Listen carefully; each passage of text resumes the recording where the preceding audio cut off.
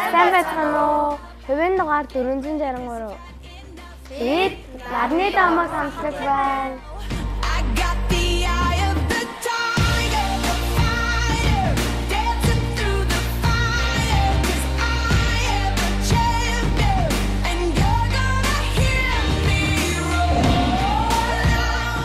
Манай хамтлагийн Сэлэнг аймаг Манд сумаас оролцож байгаа.